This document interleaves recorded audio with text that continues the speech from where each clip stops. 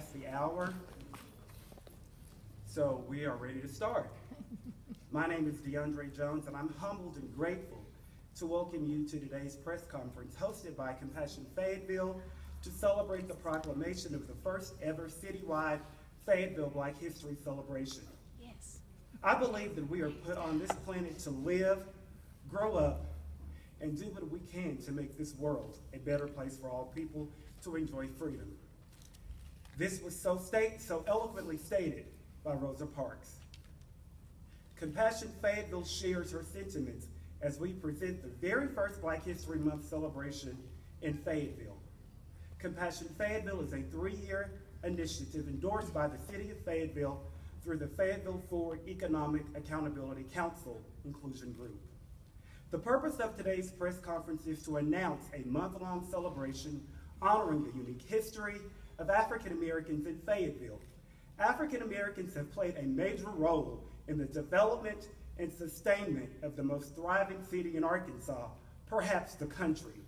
Our contributions have ranged from being renowned college and professional sport figures, creating and sustaining small businesses, providing enrichment through the arts, involvement at the University of Arkansas, the flagship institution of the state on every level, unselfishly rendering love and compassion through the conduits of the historical St. James Missionary Baptist Church, Dwelling Place, Restoration, and Combs Street Church of Christ, working unselfishly to provide education and leadership to the students and parents of the Fayetteville public school system.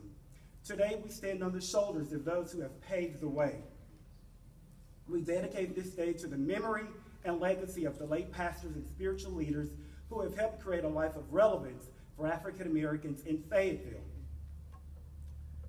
including the Reverend J.A. Hawkins, former pastor of the St. James Missionary Baptist Church, and to the following living legacies: Jesse Bryant, Dorothy Barker, Marion Johnson, Margaret Smith, Pastor Curtis Smith, Pastor Marcus Carruthers, Pastor Todd Kitchen, among others. We're happy to have our illustrious Mayor Jordan, and who could not be here today. Mayor Jordan is under the weather. I believe that he's suffering from the flu. So Lindsay Smith, who is Director of Communications for the City of Fayetteville, who's also former state representative, she is a part of his staff, and she will so graciously present today's proclamation at the end of the press conference.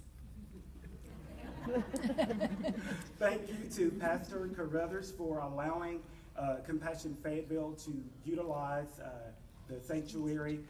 The last time that I was here it was back in 2010, I believe, and it looks, every time I come in, it's so peaceful and it's beautiful, so thank you so very much for allowing us the opportunity.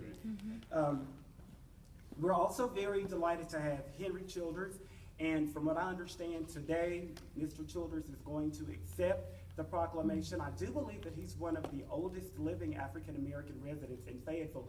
So with that being said, I do believe that he deserves a round of applause.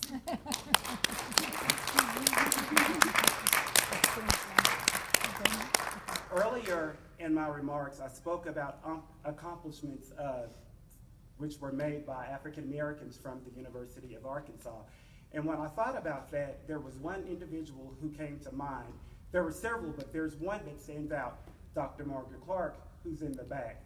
Dr. Clark, thank you for your accomplishments, and thank you for helping pave the way. So I will continue